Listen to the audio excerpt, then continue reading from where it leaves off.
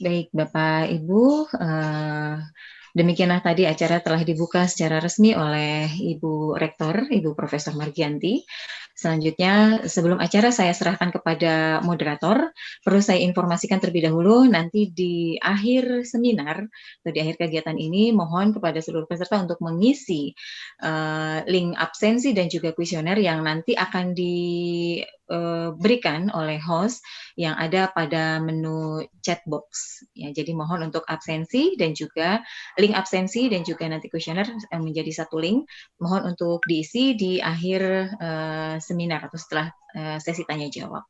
Baik, selanjutnya marilah kita mulai masuk pada sesi seminar dan alhamdulillah sudah ada di tengah-tengah kita dua narasumber yaitu Ibu Dian Nurfitri APTMH dan juga Ibu Susi Heranita SHMH. Untuk itu kami persilahkan kepada moderator Bapak Dr. Rifki Kosasi SSI MSI untuk memimpin sesi seminar pada hari ini. Dipersilahkan Pak Rifki. Ya, terima kasih Bu Reni. Assalamualaikum warahmatullahi wabarakatuh. Waalaikumsalam warahmatullahi wabarakatuh. Ya, selamat pagi. Nama saya Rifki Kosasi, dosen dan juga peneliti dari Pusat Studi Komputasi Matematika Universitas Gunadarma dan juga sebagai perwakilan dari Sentra KI Universitas Gunadarma. Dan hari ini saya bertugas sebagai moderator seminar kali ini. Ya, senang sekali kita semua bisa bertemu walau via Zoom. Semoga kita semua diberikan kesehatan oleh Allah Subhanahu wa Ta'ala. Ya, seperti kita ketahui, seminar kali ini menghadirkan dua narasumber dari Dirjen Direktorat Jenderal Kekayaan Intelektual. Yang pertama adalah Ibu Dian Nurfitri. Assalamualaikum Bu Dian. Waalaikumsalam Pak Rifki. Ya, salam kenal Bu. Ya. Dan yang kedua adalah Ibu Susi Heranita. Assalamualaikum Bu Susi. Ya. Waalaikumsalam. Ya, salam kenal Bu. Ya, untuk sesi pertama ini akan dipresentasikan oleh Ibu Dian Nurfitri. Tapi sebelumnya saya akan membacakan dulu riwayat singkat dari Ibu Dian Nurfitri.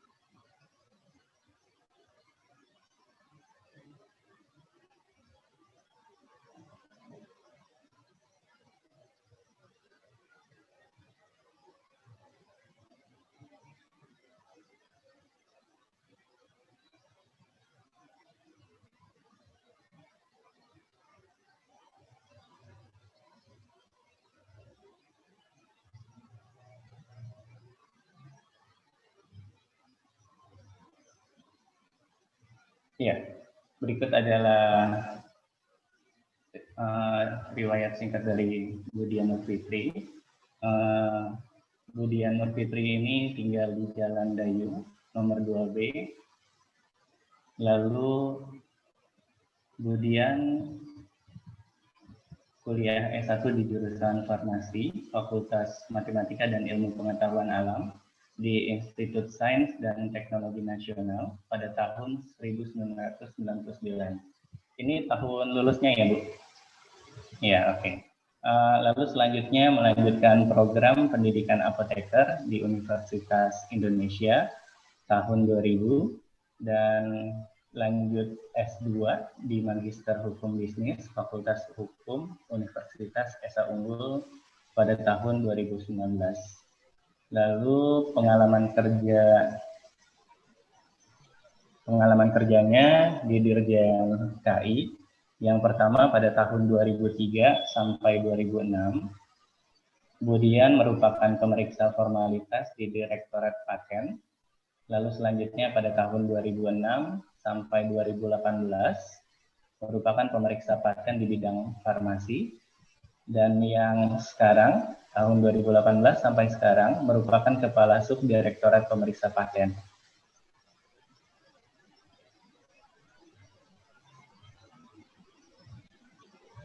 Ya, itu adalah riwayat singkat dari Bu Dian Nur Fitri.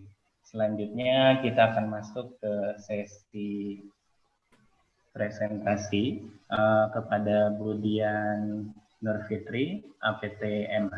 Kami persilahkan. Baik, terima kasih Pak Rifki. Assalamualaikum warahmatullahi wabarakatuh. Selamat pagi Bapak Ibu sekalian. Saya mungkin izin share dulu ya sebentar.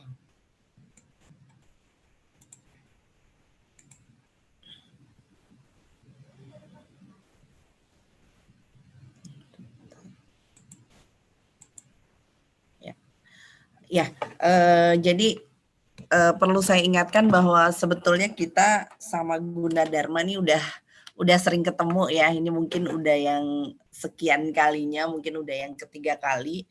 Artinya seharusnya Gunadarma adalah salah satu universitas yang sebetulnya bisa jadi bisa jadi ini ya. Contoh gitu bagi universitas lain gitu. Jadi artinya teman-teman di Gunadarma, para inventor di Gunadarma harusnya sudah banyak memahami kekayaan intelektual, terutama di bidang paten ya, karena memang sudah beberapa tahun ini kita sering melakukan baik asistensi drafting maupun mediasi paten. Nah, untuk kali ini saya diminta untuk berdiskusi mengenai kekayaan intelektual sebagai indikator penilaian kinerja inovasi perguruan tinggi dalam meningkatkan daya saing serta mewujudkan kemandirian industri nasional. Nah, ketika kita berbicara bahwa perguruan tinggi itu sebagai indikator ya, artinya bahwa semua cikal bakal dari penelitian itu harusnya ada di perguruan tinggi ya. Namun kenapa demikian gitu? Karena apa? Karena memang saat ini yang belum terrealisasi adalah hubungan baik ya. Hubungan baik antara perguruan tinggi dengan industri. Itulah yang selama bertahun-tahun gitu saya menjadi pemeriksa paten itu ternyata memang ada gap di dalam penelitian dari perguruan tinggi dan juga industri yang mungkin ini mumpung ada Bu Susi juga ya dari Direktorat KS, nanti mungkin kita sama-sama ke depannya itu bagaimana kita bisa menghubungkan antara perguruan tinggi dengan industri. Karena apa? Karena ternyata di perguruan tinggi itu sendiri memang itu banyak yang belum mandiri mengenai KI dan juga khususnya paten. Nah, oleh karena itu mungkin di tahun ke depan ini kebetulan di tahun 2021 DJKI mencanangkan bahwa tahunnya adalah tahun paten.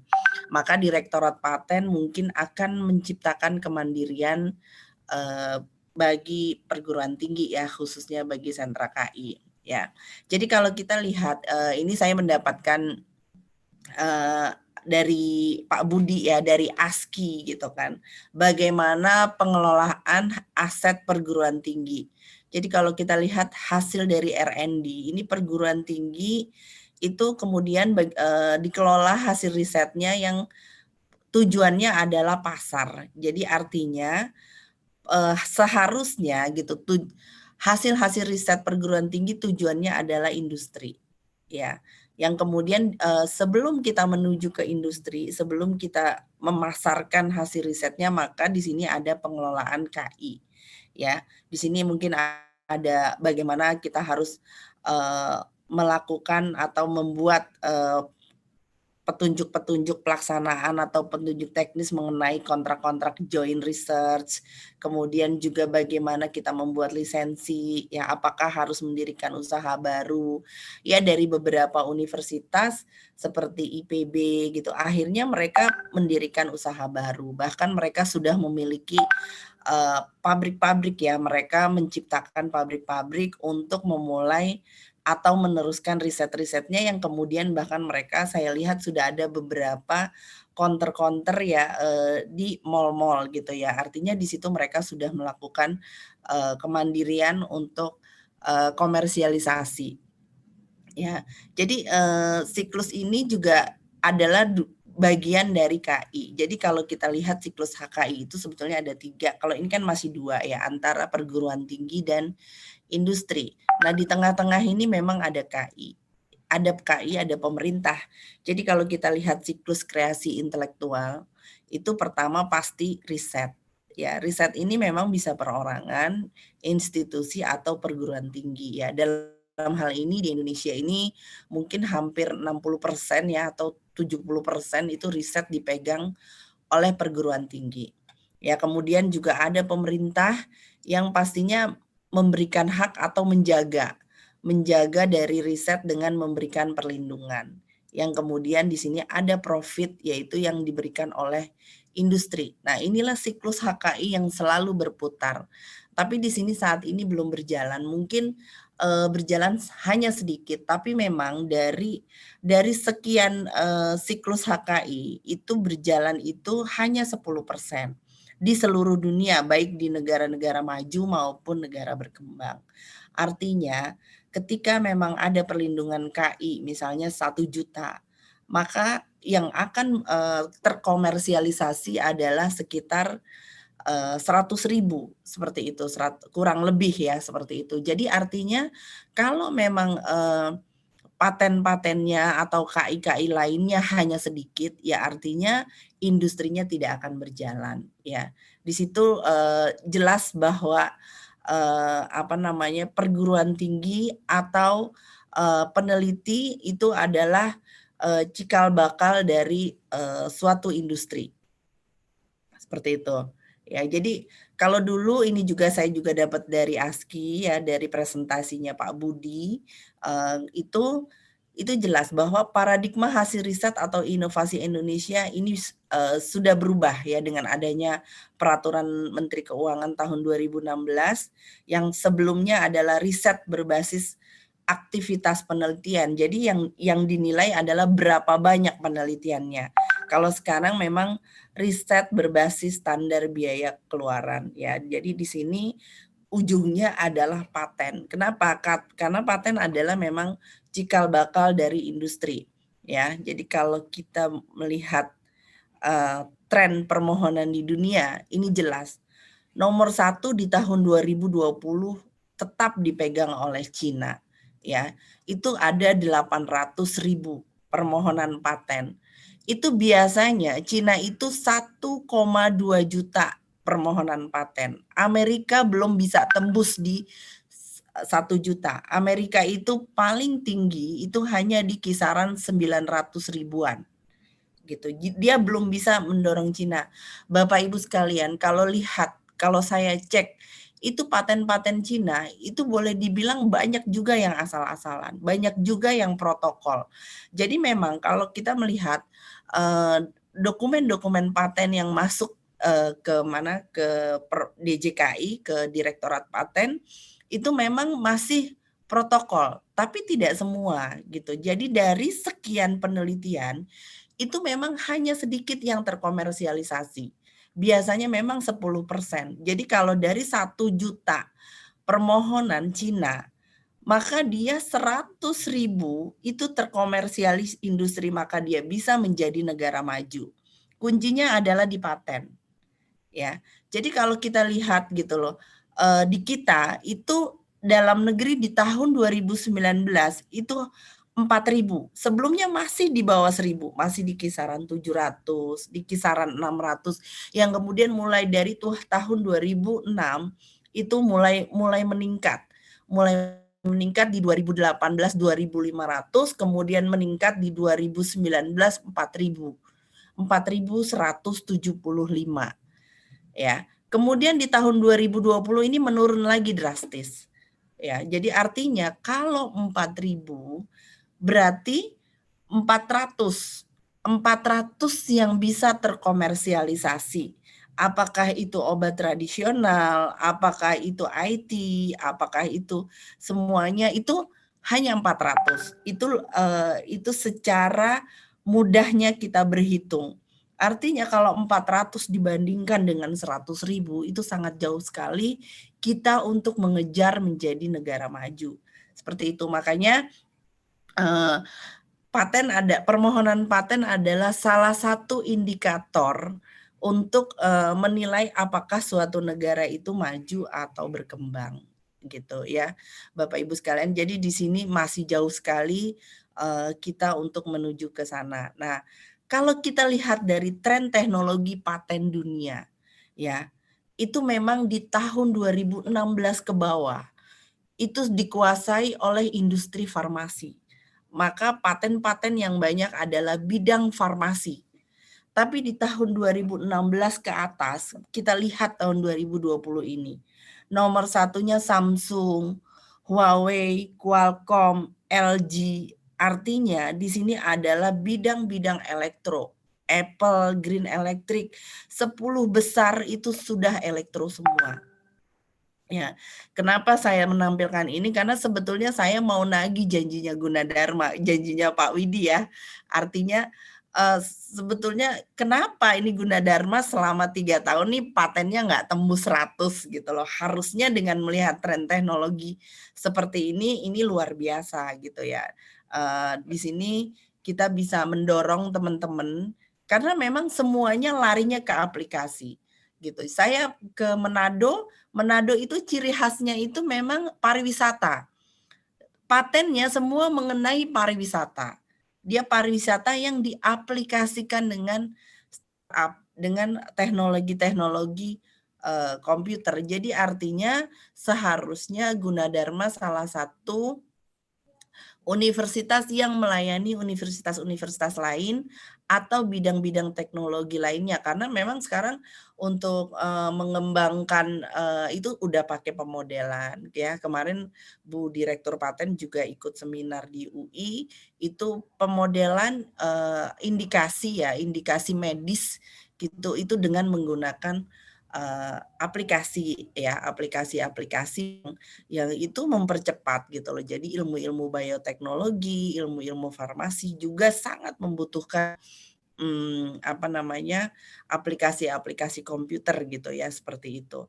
Nah, kemudian kalau kita lihat tren teknologi ini juga bisa dilihat dari aplikasi yang masuk. Ini adalah klasifikasi internasional, di mana kita lihat nomor satunya G606F. G606F itu adalah data processing digital elektrik ya. Jadi ini udah sistem komputer, yang artinya ini makanannya Universitas Gunadarma harusnya, kesehariannya gitu. Jadi harusnya patennya udah nggak terhitung seharusnya dari Universitas Gunadarma ya. Yang kemudian juga di G01N itu mengenai analisis material ya, dengan sifat-sifat fisik yang juga mungkin bagian dari bidang elektro, mungkin yang bercampur dengan elektrokimia ya, atau mikroorganisme juga sedikit bergabung di sana. Nah, kemudian H04F juga transmisi informasi digital ya. Jadi dari sini, dari semuanya ini juga jelas gitu. Yang farmasi yang tadinya di urutan pertama sekarang urutan kelima. Ini ada A61K. Ini khusus untuk obat-obatan ya. Jadi Bapak Ibu sekalian di sini mungkin saya betul-betul ingin menyemangati teman-teman di Gunadarma, teman-teman di bidang elektro, bahwa ayo kita bareng-bareng, kita sama-sama apa masalahnya supaya industri kita ini berkembang dengan baik ya Bapak Ibu sekalian. Dan kalau bisa memang itu semuanya itu dimulai dari industri. Jadi mungkin dari sentra KI mungkin bisa dibantu oleh Direktorat KS dari DJKI untuk mendampingi bagaimana sebelum melakukan penelitian itu teman-teman bisa berhubungan dengan industri. Karena sudah berkali-kali ya, nanti mungkin saya jelaskan lebih lanjut bahwa paten itu selalu berawal dari masalah. Dan masalah itu adanya di industri gitu. Jadi artinya kita memulai penelitian dari masalah-masalah yang diberikan oleh industri, dari masalah-masalah yang diberikan oleh Litbang. Cuman kalau saya lihat memang kalau Litbang arahnya adalah melayani masalah yang terjadi di masyarakat, yang kemudian diperbaiki, kemudian digunakan lagi oleh masyarakat.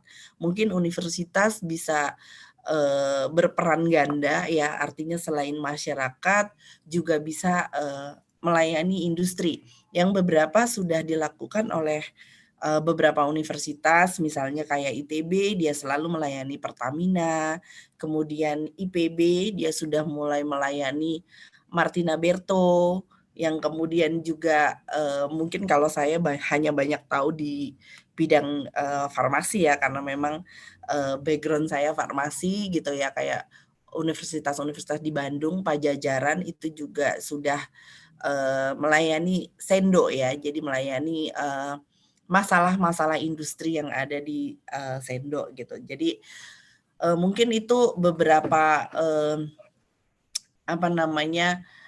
seperti perkenalan gitu deh, semangat kita menuju ke era digital gitu, di mana teman-teman yang nantinya pasti akan berperan lebih banyak ya.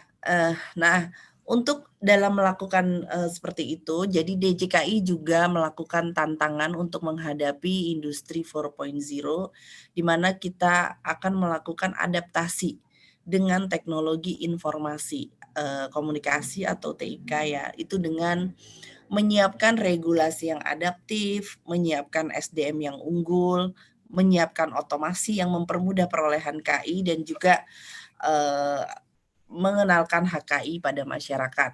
Ya, seperti kita ketahui Bapak Ibu sekalian gitu, DJKI sebetulnya baru memiliki undang-undang ya, boleh dikatakan baru di tahun 2016 itu undang-undang paten itu baru keluar. Tapi ternyata undang-undang ini bisa boleh dibilang jadul juga gitu loh. Artinya walaupun kita dari tahun 2001 ke 2016 itu 15 tahun lebih ya. 15 tahun lebih kita tidak melakukan revisi undang-undang yang ternyata akhirnya ketinggalan jauh. Begitu kita melakukan revisi untuk mendorong inovasi teman-teman, itu ternyata ketinggalan juga gitu loh. Di mana yang isinya itu yang tadi Bapak Ibu sekalian dalam satu penelitian bisa mendaftarkan beberapa rejim KI ya. Misalnya kalau kita menghasilkan satu iPad gitu kan, itu pasti program komputernya Bapak Ibu, database-nya bisa didaftarkan ke Cipta, kemudian desain tata letak IC-nya bisa, dan pada rangkaian elektronik itu juga bisa didaftarkan di TLST-nya. Kemudian apabila menghasilkan suatu function yang berbeda, function yang jauh lebih baik, itu bisa didaftarkan patennya, dan juga desainnya itu kita bisa daftarkan desain industrinya. Nah, jadi artinya di sini dalam satu produk itu kita bisa menghasilkan beberapa atau lebih dari satu HKI. Ya, nah sedikit fokus kita mengenai paten. Nah, saat ini memang ada undang-undang baru, Undang-Undang Cipta Kerja nomor 11 tahun 2020 yang di sini ada beberapa pasal yang dirubah itu, tapi semuanya tujuannya untuk Bapak Ibu sekalian, untuk kepentingan para inventor supaya lebih cepat berkarya dan cepat berinovasi, yaitu perubahan di paten sederhana. Kemudian juga kita juga masih menggunakan Undang-Undang nomor 13 tahun 2016 tentang paten. Kemudian ada Permenkumham nomor 38 tentang permohonan paten dan petunjuk teknis. Ya, untuk PP nomor 28 ini tentang biaya-biaya yang tertera pada jenis dan tarif atas penerimaan negara bukan pajak. Nah, ini sedikit saya mengulang bahwa permohonan paten untuk paten biasa itu tidak berubah sesuai dengan Undang-Undang 13. Ini total waktu permohonannya adalah 54 bulan. Ya, di mana 3 bulan itu kita akan memeriksa administrasi, kemudian 18 bulan itu adalah masa tunggu untuk melakukan publikasi, di mana masa publikasinya 6 bulan. Jadi totalnya adalah 24 bulan dari tanggal pengajuan atau filing date. Yang kemudian Bapak Ibu sekalian bisa mengajukan permintaan substantif, ya, di mana permintaan substantifnya itu maksimum 30 bulan sudah harus dilakukan keputusan, ya. Jadi totalnya itu seharusnya paling lama 54 bulan atau 4,5 tahun. Di sini Bapak Ibu sekalian bisa melakukan beberapa percepatan, yaitu percepatan publikasi. Ini di sini yang harusnya masa tunggunya 18 bulan, Bapak Ibu sekalian bisa melakukan percepatan sehingga dalam waktu 6 bulan sudah bisa publikasi. Di sini bisa dipotongnya 12 bulan atau 1 tahun. Sehingga di tahun kedua gitu, di bulan ke-13 Bapak Ibu sekalian sudah melakukan pemeriksaan substantif, sehingga sangat dimungkinkan dalam waktu 2 tahun Bapak Ibu sekalian sudah bisa memperoleh keputusan paten, ya, seperti itu. Jadi artinya walaupun di sini maksimumnya adalah sekitar 4,5 tahun sampai 5 tahun, tapi Bapak Ibu sekalian bisa mengejar dalam waktu 2 tahun, ya. Memang ada beberapa di dalam rancangan undang-undang, kami pun akan mempercepat lagi masa-masa ini, di mana nantinya mungkin percepatannya tidak 6 bulan, tapi di 3 bulan sudah bisa dilakukan publikasi, ya. Jadi rancangan undang-undang ini kami persiapkan pasti untuk kepentingan Bapak Ibu sekalian, di mana nantinya pemeriksaan substantifnya juga akan dipercepat, namun kami juga memberikan kesempatan sebelum melakukan komisi banding, Bapak Ibu sekalian mungkin di sini ada pemeriksaan kembali atau pemeriksaan lanjutan. Jadi jika para pemohon atau inventor belum merasa puas dengan hasil dari pemeriksaan substantif dari teman-teman pemeriksa paten, Bapak Ibu sekalian boleh mengajukan pemeriksaan kembali. Itu di rancangan undang-undang, yang mudah-mudahan rancangan undang-undangnya bisa cepat realisasi. Nah, ini adalah perubahan dari paten sederhana yang ada di Undang-Undang Cipta Kerja. Jadi yang sebelumnya, yang di Undang-Undang Paten tahun 2016, itu total prosedurnya 12 bulan, di mana masa administrasinya itu 3 bulan dari tanggal filing date, kemudian kita melakukan publikasi 2 bulan, dan masa pemeriksaan substantifnya menjadi 7 bulan. Ya, di sini maksimum 1 bulan teman-teman sudah bisa 1 bulan, 1 tahun teman-teman sudah bisa memperoleh keputusan paten untuk paten sederhana. Nah, perubahan yang ada di paten sederhana ini pada Undang-Undang Cipta Kerja pasti akan ada konsekuensinya juga, ya, di mana masa administrasi itu hanya 14 hari. Jadi kalau bisa 1 hari, 1 hari. Jadi di sini dihimbau untuk para sentra KI atau para inventor itu sebaiknya sebelum memasukkan aplikasi paten itu sebaiknya harus lengkap dulu semuanya gitu loh. Jadi di sini mungkin kita toleransinya nantinya sedikit gitu, karena memang waktunya hanya 14 hari. Jadi kalau bisa nanti deskripsinya sudah baik, kemudian formulirnya sudah lengkap, ada surat pengalihan haknya sudah lengkap, surat pernyataan invensinya, tanda tangannya sudah lengkap, baru dimasukin ke aplikasi DJKI, sehingga kalau bisa dalam 1 hari dinyatakan lengkap gitu, sehingga tidak ada lagi masalah-masalah administrasi. Nah, dalam waktu 14 hari kemudian langsung dilakukan masa publikasi. Ya, masa publikasi ini juga hanya 14 hari. Jadi kami menghitung kemungkinan totalnya itu 1 bulan. Jadi di bulan kedua kita sudah bisa melakukan substantif, Bapak Ibu sekalian ya. Mungkin ada yang bertanya, nanti bagaimana caranya menyanggah?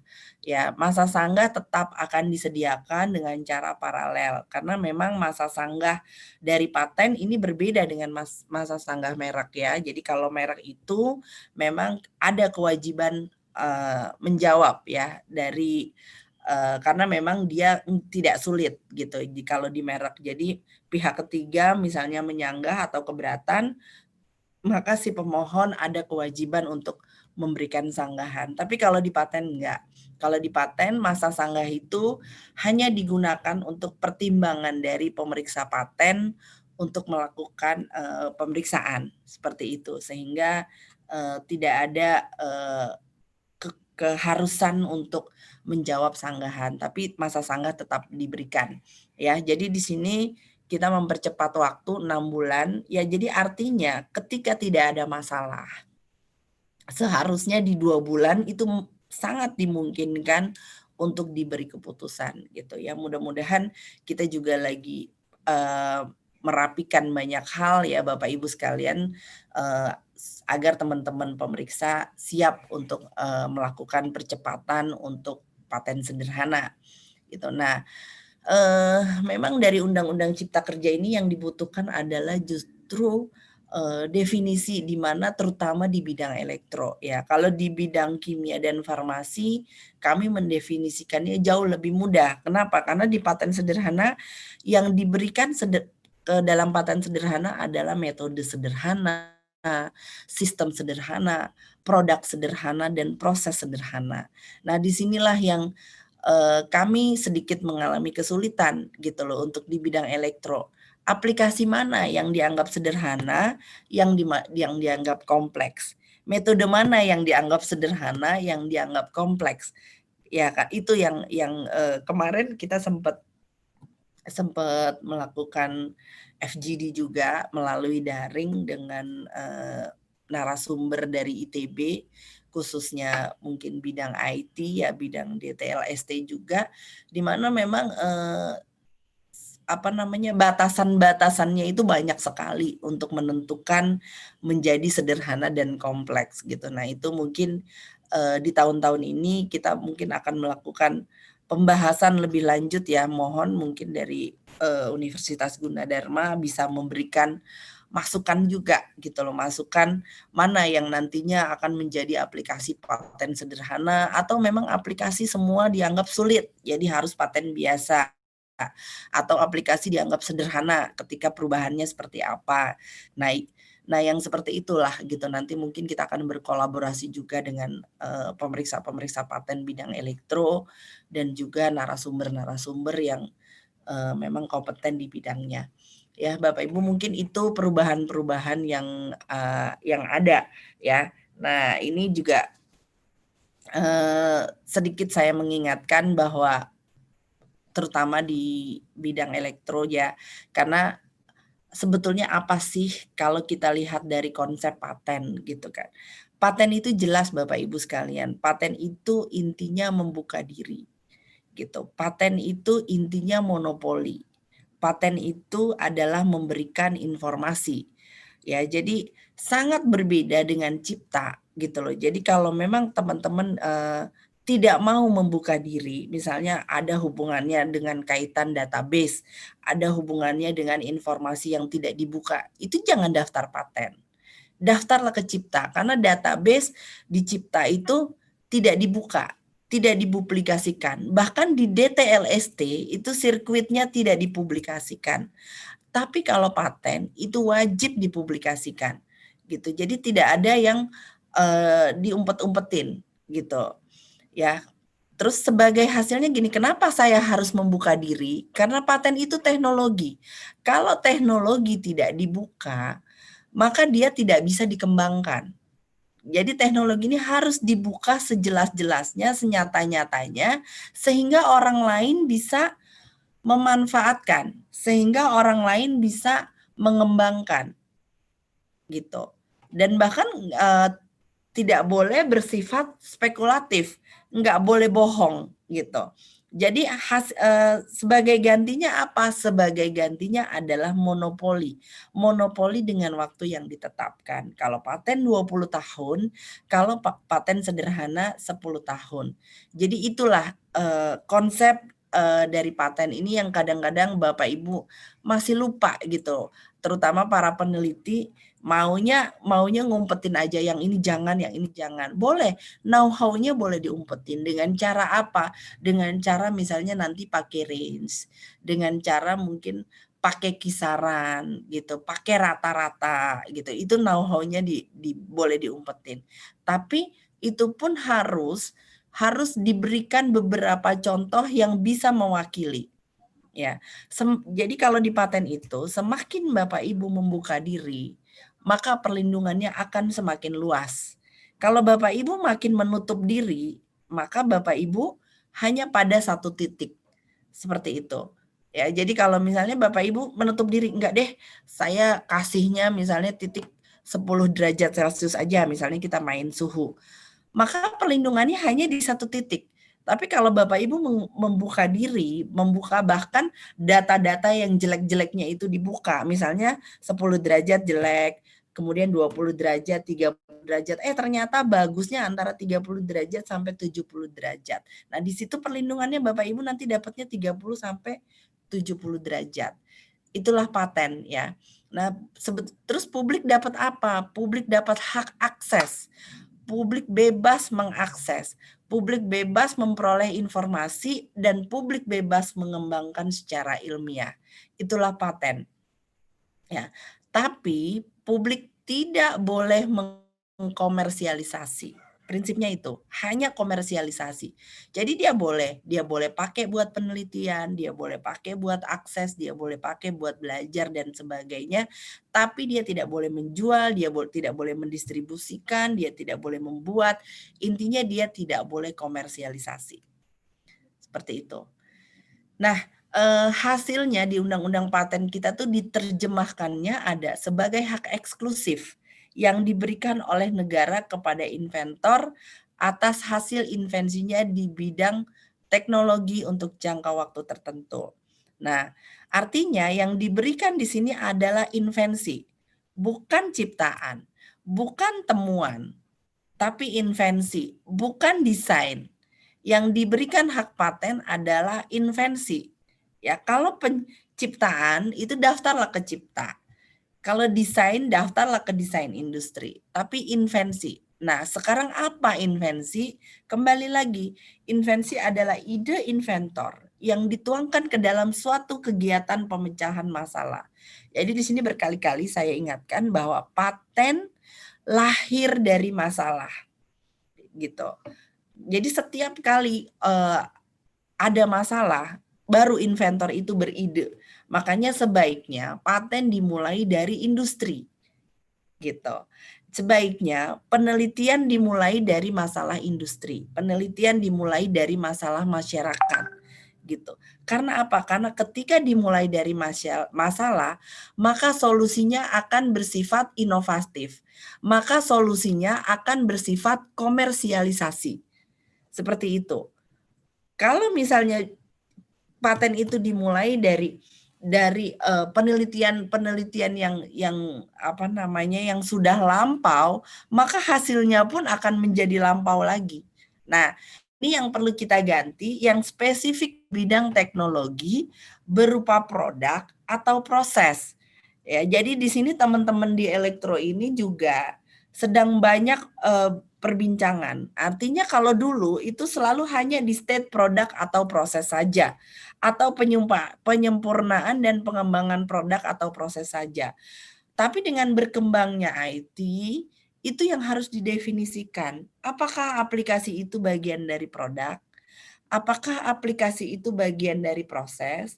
Apakah IoT itu produk atau proses? Seperti itu.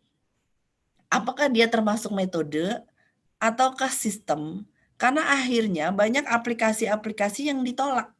sama pemeriksa gitu loh. Ada pemeriksa yang masih berpangku pada Undang-Undang 2016 sehingga ketika bentuknya invensinya aplikasi, maka dia menolak karena itu bukan produk, bukan proses gitu. Tapi ada pemeriksa yang dengan sendirinya langsung beradaptasi dengan kondisi regulasi gitu loh.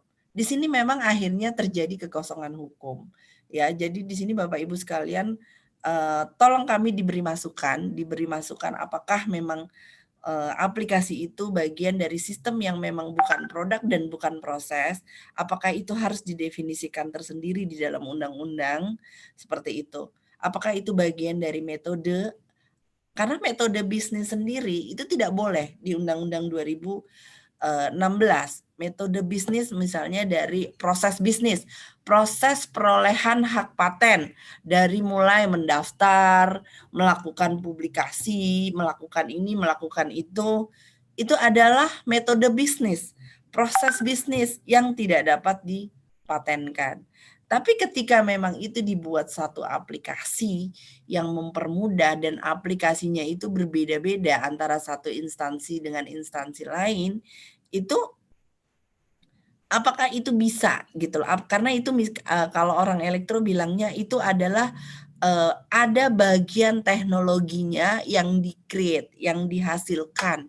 Seperti itu Bapak Ibu. Ya, jadi demikian juga misalnya kayak aplikasi apotik dari mulai pasien memberikan resep sampai dengan pasien memperoleh obat. Nah, itu pun bentuknya berbeda-beda ya. Kemudian yang sekarang juga di startup antara Gojek, Uber, Grab itu juga memiliki inovasi-inovasi yang lain yang sangat memudahkan masyarakat. Ya, jadi di sini hak khususnya bisa melaksanakan sendiri bidang teknologi, bisa juga memberikan persetujuan bagi pihak lain untuk menggunakan dalam bentuk lisensi, ya Bapak Ibu. Nah, ini konsep dari invensi di mana satu inventor itu melakukan pemecahan masalah. Ya, di sini ada proses berpikir, kemudian dia membuat kursi roda yang bisa digerakkan dengan pikiran. Itu kan sesuatu yang luar biasa ya. Pasti mungkin teman-teman di Gunadarma udah tahu metodenya bagaimana. Apakah ini satu kali penelitian ini patennya nggak satu, pasti banyak. Mungkin bentuk desain kursi rodanya, atau alat pengendalinya tersendiri, alat pemantauan sendiri, atau rangkaian dari alat. Rangkaian dari alat itu katanya definisinya adalah satu sistem. Ada yang bilang sistem itu adalah rangkaian dari beberapa alat gitu ya. Nah, di sini jelas. Jadi satu kali produk itu bisa menghasilkan banyak paten. Nah, ini juga timbul masalah di mana tempenya sering busuk dalam waktu 1 hari, kemudian hanya dengan ditempelin medan magnet, maka dia akan tahan 2 minggu tanpa bahan pengawet dengan memiliki nilai gizi yang tinggi ya. Di sini mungkin ada hubungannya dengan mikroorganisme yang diberikan elektromagnetik. Ya, itulah konsep invensi di mana semuanya timbul dari suatu pemecahan masalah. Nah, ini sudah pernah saya jelaskan bahwa sebetulnya kalau di kita, di litbang kita, itu jelas solusi rutin, penyelesaian rutin masalah. Ya, ini semuanya litbang pemerintah. Ya, isinya ini. Jadi 15%. Nah, kemudian improve minor ini hanya 60%. Jadi kalau di bidang kimia itu bukan penemuan satu senyawa yang utuh, yang markus, tapi hanya perubahan-perubahan gugus kecil. Kalau di komposisi mungkin hanya perubahan-perubahan dari salah satu zat dari komposisi tersebut. Pun kalau di mekanik hanya menggeser komponen atau merubah ukuran komponen. Mungkin kalau di elektro juga juga demikian ya, sedikit merubah satu komponen, merubah sirkuit dari IC, tata letaknya gitu, hanya seperti itu. Itu justru yang paling banyak, 60%. Ya. Jadi seharusnya Gunadarma ini makanya kenapa nggak bisa lebih dari 100 paten gitu loh, harusnya dengan fakultas yang banyak di bidang elektro ya, ini pasti improve minor ini banyak sekali. Nah, kemudian improve yang signifikan ini 20%.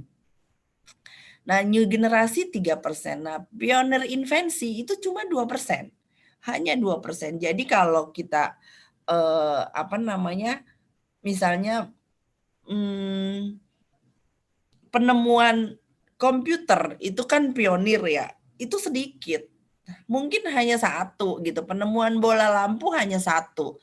Tapi inovasi-inovasi dari bola lampu yang sekarang ada bentuknya panjang, bulat, ada masuk ke dalam bangunan, ya itu ada LED, mungkin macam-macam. Nah itu kan artinya entah apakah itu new generasi, entah improve signifikan gitu loh. Nah itu yang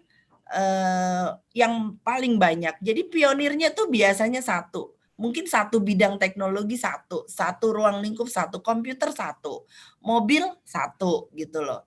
Itu aja. Jadi artinya di sini kan kita jelas. Jadi perusahaan Apple, Samsung ya, itu sebetulnya hanya improve kecil gitu. Mungkin kacanya, mungkin kameranya saja seperti itu.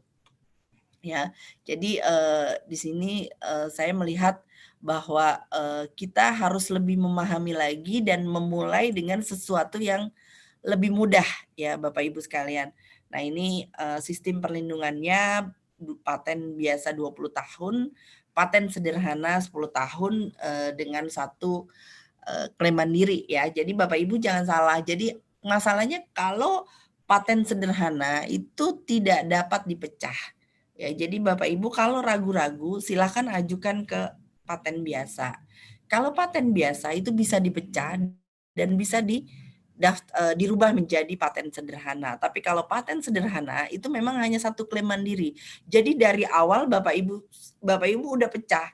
Jadi kalau misalnya Bapak Ibu dalam satu penelitian menghasilkan sistem juga, menghasilkan alat juga, menghasilkan metode juga, itu kan artinya klaim mandirinya banyak ya. Itu harus langsung jadi 3 paten sederhana, langsung jadi 5 paten sederhana. Jangan dijadikan satu, kemudian Bapak Ibu daftar paten sederhana. Nanti yang ini dihapus oleh pemeriksa dan tidak boleh dipecah, nggak boleh didaftarkan lagi gitu ya. Nanti akhirnya hilang gitu. Nah itu yang mungkin strategi-strategi dari Sentra KI harus diperhatikan mengenai klaim mandiri. Ya. Nah, ini sistem perlindungan paten, di mana sistem perlindungan paten ini kriterianya tetap ya, itu baru, inventif, dan dapat diterapkan dalam industri. Ya, dia 20 tahun ya, ini sebagai contohnya ini saya langsung buat suatu kincir angin ya. Jadi di sini ini namanya masih satu klaim mandiri ya. Nah, untuk paten sederhana dia pengembangan ya, bedanya bukan langkah inventif tapi pengembangan ya. Jadi artinya kita tahu bahwa payung itu sudah umum gitu, tapi untuk mempermudah misalnya orang tidak perlu memegang sehingga bisa langsung ditempelkan di kepala ya. Jadi sekali lagi Bapak Ibu, inovasi itu tidak harus sesuatu yang rumit ya, tapi dia hal-hal yang sangat mudah ya. Ini dengan mengganti suatu bahan transparan itu memiliki function. Jadi itulah bedanya desain industri dengan paten. Ya, ketika mungkin hanya bersifat estetika saja, mungkin di sini bisa jadi bahan transparannya tidak satu tapi beberapa dan sifatnya mungkin estetika. Nah, itu bisa desain. Tapi ketika dia memang ada fungsi berubah dan ini misalnya untuk melihat gitu kan, maka dia bisa didaftarkan paten. Jadi inovasi seperti payung ini bisa didaftarkan dengan 2 rejim. Ya, artinya desainnya bisa kita daftarkan, patennya juga bisa didaftarin. Ya, kemudian juga alat untuk memaku yang mempermudah orang, kemudian juga desain-desain untuk talenan yang pasti memiliki fungsi untuk mempermudah ibu-ibu melakukan proses memotong atau memasak. Ya, jadi artinya di sini hal-hal kecil lah, hal-hal kecil yang bisa dimanfaatkan, justru itulah paten seperti itu. Nah, ini kan juga kita nggak kepikiran ya bahwa mengecek suatu boraks itu dari tusuk gigi. Karena kalau kita bawa-bawa kertas lakmus pasti akan menyakiti pedagangnya ya, pedagang bakso, pedagang lontong. Tapi dengan kita membawa tusuk gigi tanpa sengaja itu nggak ada orang tahu kalau kita melakukan pengecekan boraks gitu ya, seperti itu. Nah, hal-hal itulah yang sebetulnya dibutuhkan. Jadi menyelesaikan masalah di masyarakat ataupun di industri, ya seperti itu. Bapak Ibu sekalian, kalau memang mau langsung bertanya silahkan ya, saya boleh diinterupsi gitu, tidak harus menunggu gitu, karena mungkin takut lupa nantinya ya. Jadi saat ini objek perlindungan paten itu ada di alat, produk antara, ada sistem, ada material atau bahan, produk jadi, komposisi, senyawa, bahan baku, bahan rekombinan, dan lain-lain, itu kita masih menganggapnya menjadi satu produk. Tadi kan di dalam undang-undang itu hanya produk dan proses.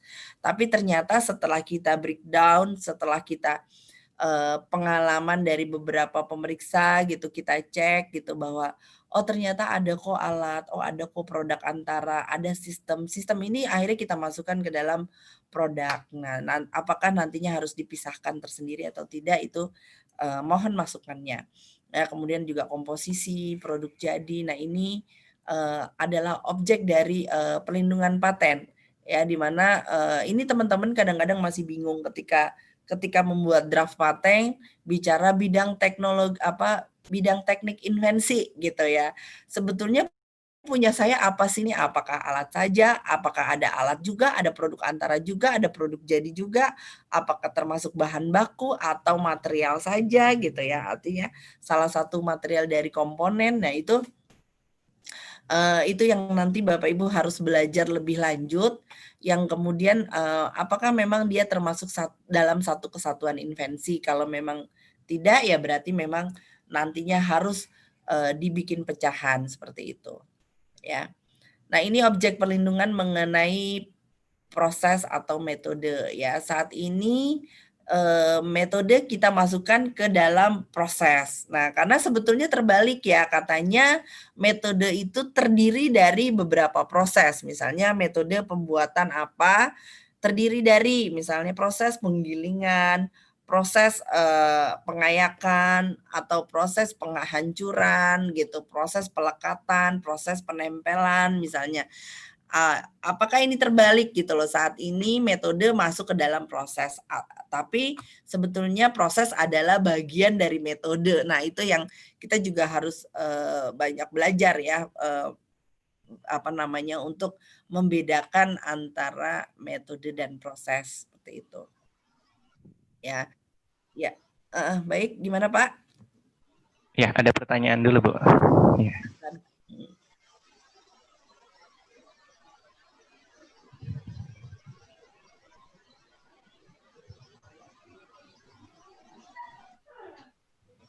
Pak Rifki, itu Ibu Sri Purnomo Sari. Ibu Sri ya? Iya. Iya, silakan Bu.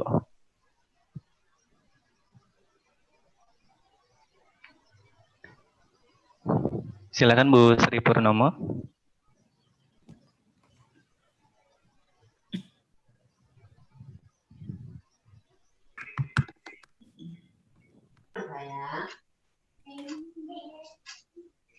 Baik, terima kasih Bapak Rifki. Baik Bu, maaf saya Sri Purnomasari mau menanyakan ke Bu Dian. Tadi terkait kerjasama dengan industri ya Bu. Ya. Nah, kalau misalnya untuk pengajuan paten yang kalau kami dari sini kan dari Gunadarma ya, kerjasama ya, artinya kita pengajuan di Universitas Gunadarma. Nah, misalnya nanti terkait kerjasama dengan industri kan misalnya mempunyai produk yang akan dikerjakan dengan kerjasama dengan industri. Nah, itu untuk pengajuan patennya bagaimana ya, Bu? Untuk artinya apakah Gunadarma dan Wood atau bagaimana untuk mekanismenya? Maaf, Bu, terima kasih. Ya, baik.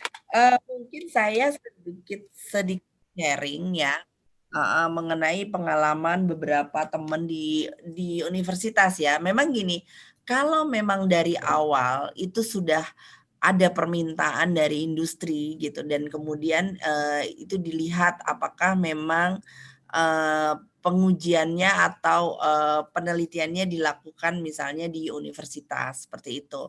Itu ya otomatis artinya itu tergantung dari perjanjian gitu kan. Apakah memang nantinya patennya atas nama berdua gitu loh, industri dan universitasnya, misalnya Gunadarma dengan misalnya dengan Gojek, misalnya seperti itu. Atau memang dari pihak industrinya itu menyerahkan ke Gunadarma bahwa nanti patennya buat Gunadarma, kami hanya minta disediakan untuk ini, kemudian ada perjanjian eksklusif, misalnya di mana Gunadarma tidak boleh menjual hasilnya ke industri yang lain, itu juga pernah terjadi gitu. Nah, bisa juga terjadi ketika misalnya tidak ada kesepakatan antara universitas dengan industri. Namun si industri membutuhkan inventornya saja. Misalnya pernah terjadi antara Pertamina dengan ITB gitu. Dengan catatan misalnya penelitiannya tidak dilakukan di ITB waktu itu. Penelitiannya dilakukan di Pertamina. Jadi hanya si dosennya saja, kemudian ITB-nya hanya mengizinkan dosennya untuk melakukan penelitian di pihak industri tadi gitu. Itu juga memungkinkan. Nah, itu nanti patennya untuk industri gitu seperti itu. Jadi memang dalam pada waktu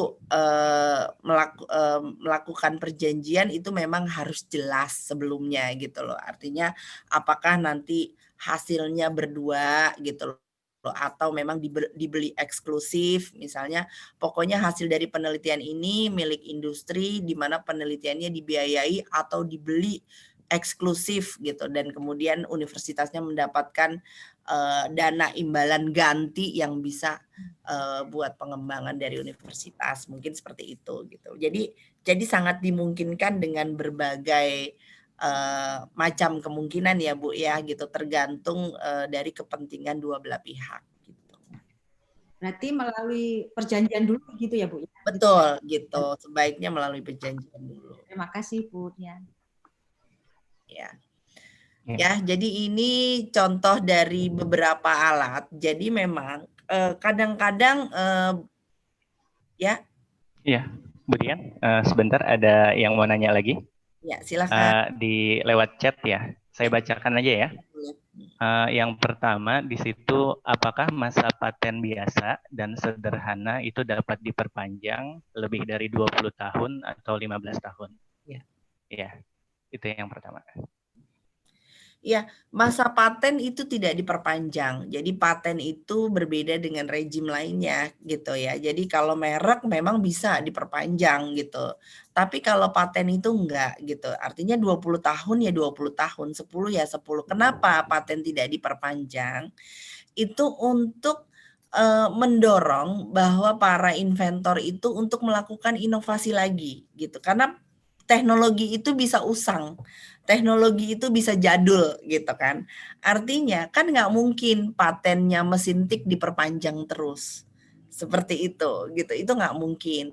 Jadi patennya bola lampu yang dari awal itu jadul-jadul itu dipatenin terus nggak mungkin gitu. Kulkas yang awal sekali pertama kali dari Toshiba atau itu nggak mungkin. Jadi artinya teknologi itu bisa usang, jadi tidak mungkin diperpanjang. Yang ada harus dilakukan perubahan.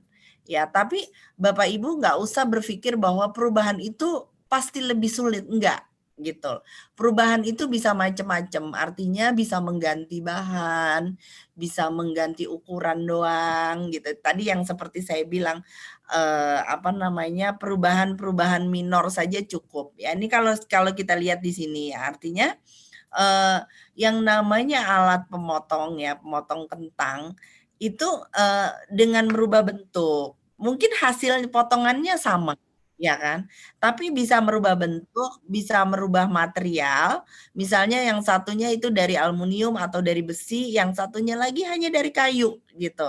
Tapi itu sesuatu yang berbeda gitu loh. Jadi nggak harus fungsinya yang berbeda gitu, tapi materialnya, kemudian ukurannya juga beda gitu loh. Nanti akan terlihat gitu loh. Kadang-kadang kalau yang dilakukan litbang ya, saya sendiri jadi kepengen ini antara sedih tapi kreatif gitu.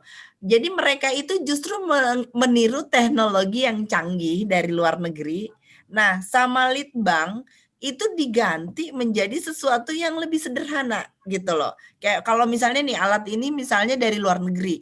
Wah, saya pengen potong kentang gitu. Tapi Indonesia punyanya kayu gitu loh, atau Indonesia punyanya aluminium.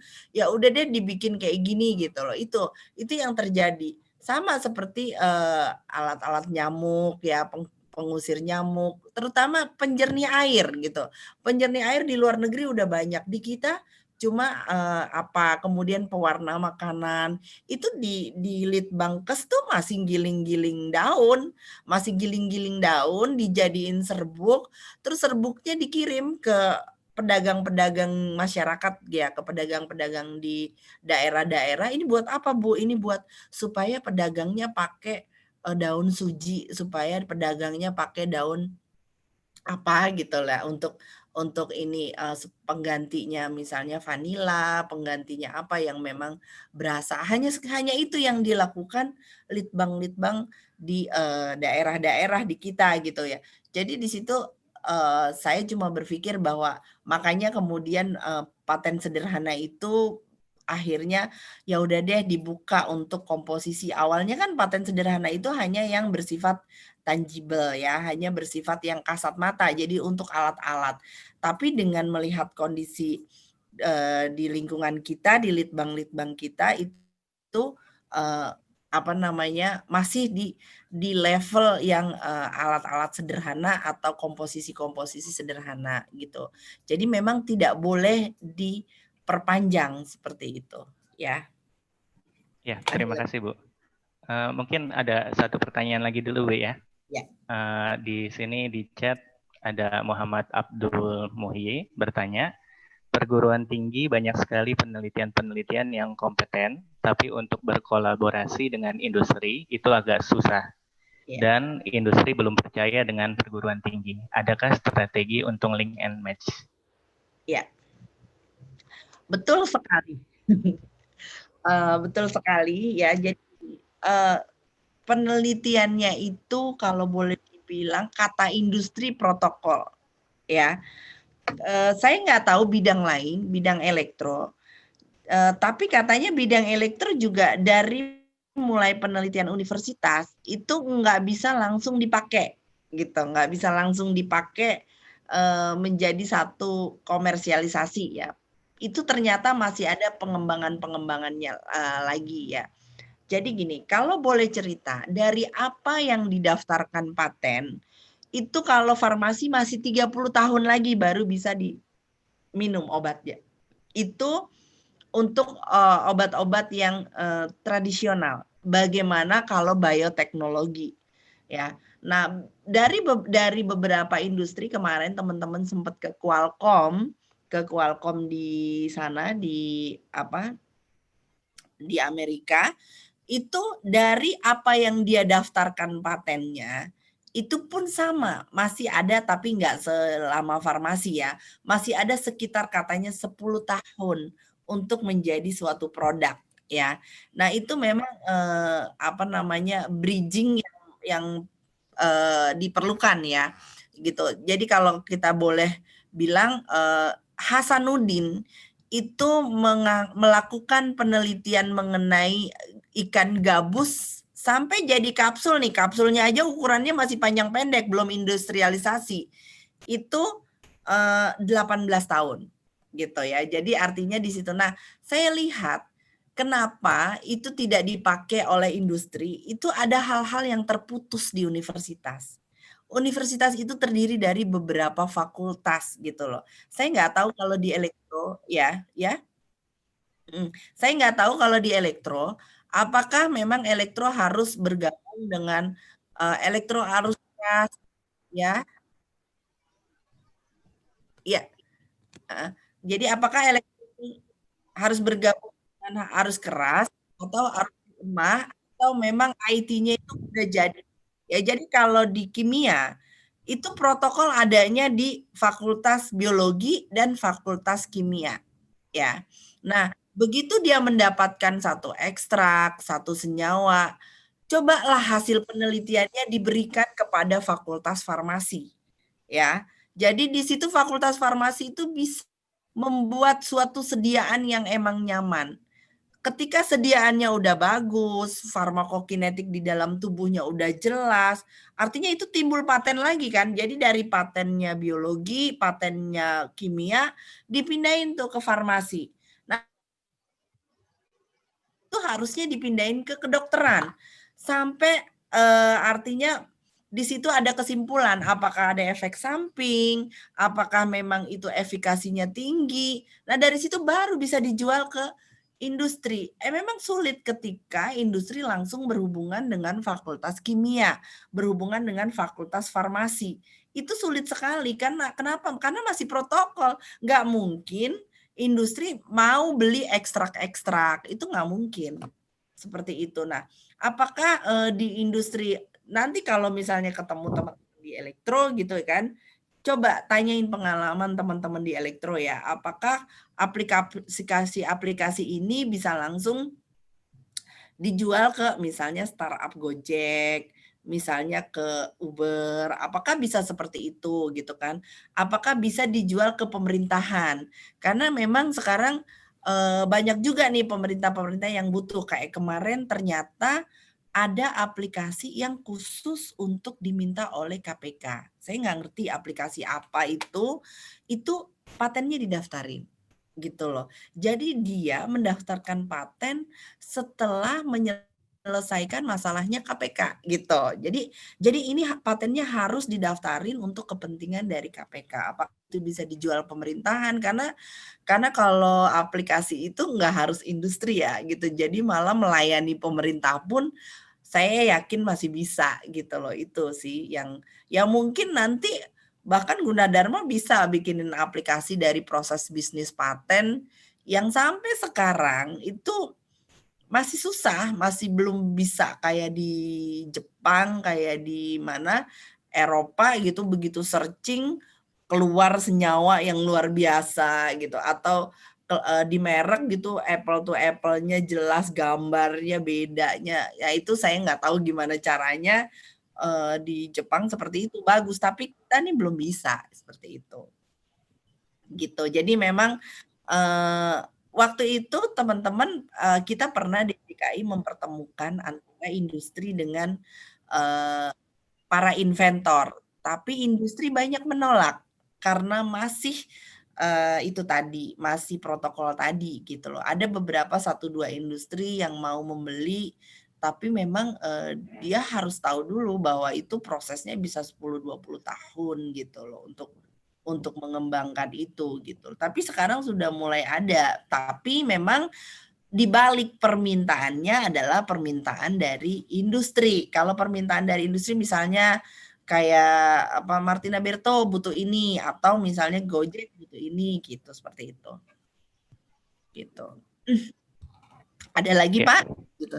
Ya, mungkin saya pilih yang dari luar Gunadarma aja ya Bu ya. Ya silakan. Di sini ada Meizano dari Unila. Apakah paten dapat dibuat terhadap invensi yang menggunakan machine learning? Misal perhitungan pengunjung perpustakaan menggunakan deteksi wajah. Ya. Ya. Nah itu artinya gini, kalau tadi metode apa namanya perhitungan matematikanya memang nggak bisa. Itu memang ada kena di pasal 9 ya. Tapi kalau memang bentuknya aplikasinya gitu kan, kayak tadi perhitungan wajah itu sangat bisa gitu. Karena itu sama itu dengan kasusnya yang pariwisata gitu kan. Jadi artinya di situ nanti deteksi wajah, yaitu yang saya bilang jangankan deteksi wajah ya. Sekarang aja kan udah ada aplikasi penghitung tekanan darah gitu kan, aplikasi perhitungan apa namanya, ya deteksi kanker gitu. Mungkin Gunadarma juga udah pernah daftar patennya ya deteksi kanker gitu, dengan melakukan apa namanya, mesin e-learning seperti itu. Itu sangat memungkinkan sekali. Nah, tapi itu nanti bagaimana klaimnya itu nanti pastinya silahkan belajar dari teman-teman di elektro ya gitu. Ya, Oke. Iya, mungkin itu dulu Bu ya. Soalnya banyak banget nih yang nanya, dibatasi dulu aja ya Bu ya. Silakan Bu kalau mau melanjutkan presentasinya. Ya ini kalau ini mungkin saya percepat aja ya karena ini cuma sedikit ini ya. Nah ini produk alat. Nah ini contoh dari sistem yang tadi saya bilang rangkaian dari alat ya. Nah ini juga komposisi ya, dia bagian dari apa namanya produk juga gitu. Kemudian ini juga formula ya. Nah, ini sediaan-sediaan juga bisa kita jadi produk jadi ya, permen atau kapsul atau lainnya. Jadi artinya ini 1 kali penelitian itu bisa menghasilkan banyak paten, apalagi paten sederhana gitu. Jadi kalau ini ya, contoh dari tolak angin ini aja ya komposisinya dia bisa sendiri, kemudian permennya dia bisa sendiri dijadiin apa namanya paten, kemudian tolak angin gitu ya. Nah ini juga contoh dari senyawa. Nah, ini mikroorganisme juga bahan rekombinan. Ya. Nah, ini contoh pengaturan kelembaban tanah secara otomatis pada media tanam portable dengan aplikasi smartphone. Ya, artinya udah banyak gitu loh yang bergerak di bidang aplikasi ya apapun gitu. Bahkan sekarang katanya mau bangun rumah aja udah bisa ngitung berapa biaya yang dibutuhkan. Misalnya dari semennya berapa, kalau mau pakai batu seperti apa, berapa tingkat, itu udah bisa pakai aplikasi gitu. Dan itu sudah ada juga yang buat itu dan itu bisa dimodifikasi mana yang lebih mempermudah atau dengan menambahkan fitur-fitur baru gitu. Ya, nih ini contoh klaim yang tadi, suatu pengaturan kelembaban tanah secara otomatis pada media tanah terdiri dari membaca nilai parameter kelembaban tanah pada media tanah menggunakan sensor kelembaban tanah, tancapkan, melakukan penyiraman secara otomatis berdasarkan data masukan, menampilkan indikator menggunakan 3 lampu LED, mengukur parameter kelembaban udara. Jadi artinya kita masukin dulu data, parameter-parameter yang kemudian dijadikan satu metode bisnis. Ya. Nah ini pun masih ada beberapa pemeriksa yang memberikan seperti ini. Ini sebetulnya kayak metode bisnis aja kan, sebetulnya kan. Metode yang terdiri dari beberapa proses gitu ya, proses penyiraman, proses pembacaan parameter, proses pengukuran gitu ya. Itu bisa ada pemeriksa yang mengkategorikan ini sebagai metode bisnis. Ada yang seperti ini sudah dianggap suatu apa namanya inovasi teknik aplikasi gitu ya. Tapi ada juga yang ini harus dimasukkan dulu sedikit shortcut-nya atau pembeda-pembedanya, teknologinya di mana gitu kan. Ada juga yang seperti itu. Nah inilah yang kami masih terus melakukan perbaikan regulasi gitu ya. Tapi ya ini diberi paten ya, kebetulan ini sama pemeriksanya diberi paten ya. Jadi di sini, nah ada yang ininya, bagian ininya ini harus dimasukin ke dalam klaim gitu. Ada yang pemeriksa yang nggak perlu gitu ya, cukup di ini. Jadi sebetulnya teknologinya katanya adanya di sini, di gambar 3, di mana aliran kerja sistemnya ini ada di gambar 4 ya, seperti itu. Nah, pasti semuanya mirip-mirip kali ya, cuma beda ini ada yang kesehatan, ada yang mungkin sipil. Ya artinya teknologi aplikasi ini bisa melayani berbagai multidisiplin lah kalau saya lihat sekarang ini. Ya, mungkin nah ini yang saya bilang mungkin akan jadi ribuan paten seharusnya kalau mungkin Gunadarma bisa mengembangkan teknik-teknik aplikasi seperti ini gitu. Ya, ini mah mungkin sudah pernah saya jelaskan, ini hal-hal saja yang tidak bisa dipatenkan ya. Saya mengingatkan saja proses dan produk yang pengumuman, penggunaan dan pelaksanaannya bertentangan dengan agama, kesusilaan. Nah, ini metode pemeriksaan, perawatan dan penelitian nggak boleh gitu ya. Nah, sekarang makanya diganti dengan pemodelan-pemodelan dengan aplikasi gitu. Jadi metode diagnosis yang awalnya in vivo itu dengan adanya pemodelan itu bisa menjadi in vitro gitu. Nah, itu yang akhirnya bergeser seperti itu. Ya. Kemudian teori dan metode di bidang ilmu matematika. Jadi kalau teori murninya rumus-rumus matematikanya itu nggak boleh. Ya, tapi kalau tadi rumus itu adalah bagian dari suatu metode atau menghasilkan suatu teknologi yang berupa aplikasi yang mempermudah pengguna itu jadinya boleh gitu. Nah, ini makhluk hidup kecuali jasa ternik ya. Jasa ternik boleh, makhluk hidup lainnya nggak boleh. Proses biologisnya yang esensial, artinya proses perkawinan itu tidak boleh. Tapi yang proses-proses non-biologis kayak stek dan lain-lain itu boleh. Ya. Nah, ini bagian sesuatu yang dianggap bukan invensi. Ya, tadi artinya paten itu hanya diberikan untuk invensi. Jadi kalau kreasi dan estetika ini dianggap sebagai suatu ciptaan atau suatu desain. Tapi kalau skema nggak boleh. Gitu. Kenapa? Karena skema ini dianggap nggak jelas. Yang boleh adalah prosesnya. Gitu loh. Artinya dijelaskan proses perendaman seperti apa, pencuciannya gitu, penggilingannya itu jelas perlindungannya. Nah, inilah yang saya bilang tadi, metode-metode yang melibatkan kegiatan mental, permainan, bisnis gitu ya. Nah, sekarang ini metode-metode permainan itu biasanya dia digabungkan dengan alat-alat atau aplikasi. Misalnya kayak kartu untuk belajar membaca, kartu untuk belajar mengaji, seperti itu. Metode murninya itu memang nggak boleh. Tapi ketika ada alatnya, kartunya, itu boleh. Nah, demikian juga metode bisnis. Jadi harus buat teknologi-teknologi berupa aplikasi, itu harus ada tambahan teknologinya, seperti itu. Nah, ini aturan atau metode yang hanya berisi program komputer ya. Jadi ini akhirnya teman-teman juga bingung.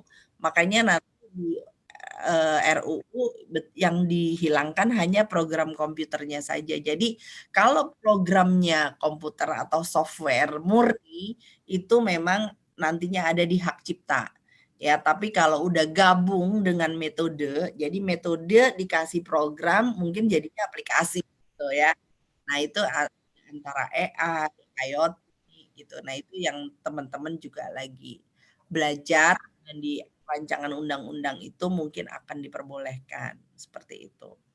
Nah, ini presentasinya nggak boleh, tapi isi dari teknologinya yang dipatenkan. Ya, nah ini temuan atau discovery, jadi penggunaan yang baru ya. Jadi penggunaan yang pertama boleh, penggunaan yang kedua nggak boleh ya gitu. Jadi itu masih di undang-undang yang lama, tapi kembali lagi bahwa sekarang itu berkembangnya luar biasa ya. Kayak misalnya ternyata apa namanya kayak buat pengawet mayat itu nggak cuma buat pengawet mayat doang. Jadi zat-zat kimia itu masih bisa digunakan misalnya buat fotografi. Itu kan penggunaan kedua gitu ya. Jadi itu yang teman-teman juga berarti akhirnya regulasinya yang mungkin harus dirubah seperti itu. Ya, ini juga bentuk-bentuk senyawa ya. Kalau memang tidak bisa menghasilkan efikasi yang berbeda, farmakokinetik yang berbeda, atau menurunkan efek samping yang berbeda, itu dia nggak boleh. Gitu. Karena ini udah ada asli di alam. Ya, jadi setiap senyawa itu pasti menghasilkan isomer R dan isomer S seperti itu. Ya, jadi kalau kita tanya apa sih jadinya pentingnya paten gitu ya. Jadi paten itu prinsipnya adalah memang pentingnya dia sebagai hak ekonomi ya, hak untuk menikmati manfaat finansial dalam pengeksploitasian hak melalui tindakan pengalihan atau perjanjian. Kalau kita lihat contohnya ya tongsis ya, tongsis kan sesuatu yang udah terkenal di masyarakat ya. Padahal saat itu penemunya itu dia tidak mendaftarkan paten. Dia hanya mendaftarkan merek. Ya, merek tongsis ini didaftarkan, ini jadi ada IDM-nya. Hasilnya orang-orang bisa meniru barang-barang dengan merek yang berbeda, bahkan dengan harga yang 10.000, harga yang 15.000. Padahal kalau dia daftar patennya itu nggak akan ada yang berani mencontoh karena teknologinya didaftarnya di paten. Karena dia daftarnya hanya merek, maka orang boleh bikin yang sama dengan merek yang berbeda gitu. Nah, akhirnya apa? Akhirnya banyak di pasaran yang memang tiruan-tiruan hasil produksinya seperti itu. Ya.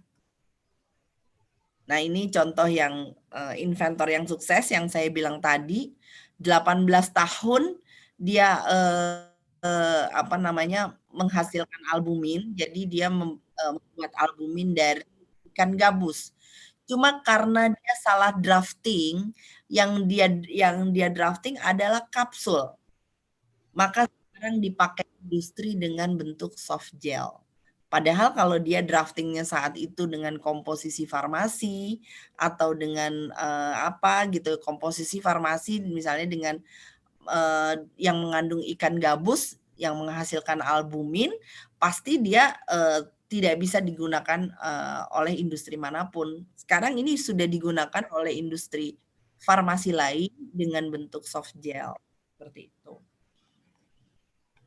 Ya, jadi itu mungkin manfaat paten sebagai sumber penghasilan, kemudian juga memperoleh manfaat dalam pemasaran, bisa alat tawar-menawar. Kenapa alat tawar-menawar? Karena memang ada satu industri kita, industri besar PT PAL, itu setiap tahunnya rugi karena dia pakai teknologi dari Belanda. Gitu. Dia hanya diberikan profit 10% dari ini. Jadi dia kalau sekali bikin kapal laut, kemudian dijual ke Filipina, kemudian dijual ke Malaysia, dia cuma dapat untung 10%. Padahal yang bikin kita di Surabaya sana itu PT PAL, tapi teknologinya selalu dari Belanda. Nah, akhirnya suatu hari mereka ketemu dengan teman-teman di paten, kemudian teman-teman paten bilang bahwa pastinya kalau gelombang di mana Asia Pasifik ya, pastinya gelombang di sekitar laut kita, Malaysia, Indonesia gitu, itu pasti ada perubahan gelombang dengan Belanda. Pasti ada sesuatu yang berbeda. Apakah ukurannya, apakah kemiringannya? Betul. Jadi kemiringan kapal lautnya itu berbeda gitu. Jadi sehingga pasti ada perubahan dari teknologi aslinya. Nah, saat itu disarankan bahwa mereka punya paten dengan perubahan inovasi yang tadi. Nah, kebetulan akhirnya mereka dengan daftar 3 paten dengan sedikit merubah teknologi asli, akhirnya setelah tawar-menawar mereka mendapatkan royaltinya 30% gitu loh. Jadi di situ jelas sekali bahwa paten itu bisa naikin bergain ya, bisa naikin nilai harga gitu. Nah, sekarang pun ketika kalau di industri farmasi sudah mulai, bahkan paten sudah bisa masuk ke dalam pengadaan barang ya. Jadi kalau di industri farmasi ke pengadaan barang BPJS, bagi yang punya paten itu udah otomatis menang seperti itu. Itu bergainnya seperti itu ya. Jadi dia juga sebagai salah satu kontrol atau pengaruh dari industri ya kalau paten itu. Jadi ya baik itu teman-teman sekalian, mudah-mudahan setelah ini ya teman-teman Gunadarma bisa memperpanjang patennya untuk menaikkan nilai dari universitasnya. Demikian presentasi dari saya. Assalamualaikum warahmatullahi wabarakatuh. Waalaikumsalam warahmatullahi wabarakatuh. Ya, terima kasih Bu Dian atas sharing pengetahuannya. Jadi ada beberapa poin ya yang saya tangkap dari presentasi Bu Dian. Yang pertama itu adalah tadi ada gap ya Bu ya.